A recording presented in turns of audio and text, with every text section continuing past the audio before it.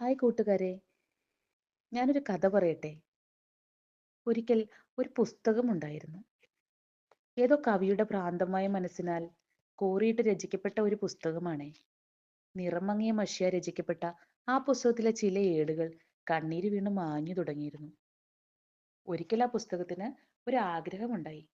താൻ ആരാലെങ്കിലും വായിക്കപ്പെടണമെന്ന് ഒരു അത്യാഗ്രഹം. അത് കാത്തിരുന്നു. ചിലർ അതിനെ കണ്ടിട്ടും കണ്ടില്ലെന്ന് നടിച്ച് കടന്നുപോയി. വായനാശീലമില്ലാത്തവരായിരിക്കണം. അതങ്ങനെ ആശ്വസിച്ചു. കാലമേറെ കടന്നുപോയി.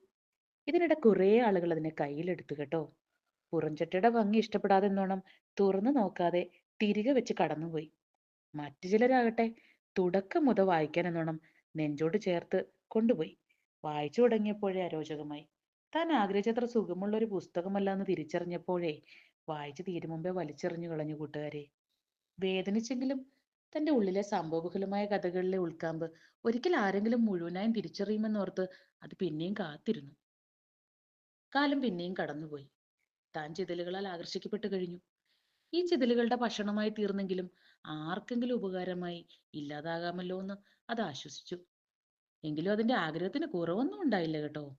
കാലം നോക്കി പരിഹസിച്ചപ്പോഴും തന്റെ അക്ഷരങ്ങളെ കാർന്നു തിന്നു മുന്നേ തന്നിലെ മനോഹരമായ കഥയെ ഭൂമിക്ക് കൈമാറാനായി ഒരാളെങ്കിലും ഒരിക്കലെങ്കിലും അവസാന താളുകൾ വരെ മറിച്ച് കണ്ണോടിക്കുമെന്നത് ആഗ്രഹിച്ചു. രചയിതാവിനല്ലാതെ തന്റെ കഥ ഈ ഭൂമിയിൽ ആർക്കും അറിയില്ലല്ലോ. ഒരുപക്ഷെ തന്നെ രചിച്ച് കടന്നുപോയ രചയിതാവിന് പോലും താൻ മറ്റാരാലും വായിക്കപ്പെടണമെന്നും ആഗ്രഹമില്ലായിരുന്നിരിക്കാം അല്ലേ. അത് പിന്നെയും ആശ്വസിച്ചു. അവസാന അക്ഷരവും ചിതലുകളുടെ വിശപ്പടക്കിയപ്പോ ആഗ്രഹങ്ങൾ ബാക്കി വെച്ച് അത് യാത്രയായി കൂട്ടുകാരെ. ശുഭദിനം.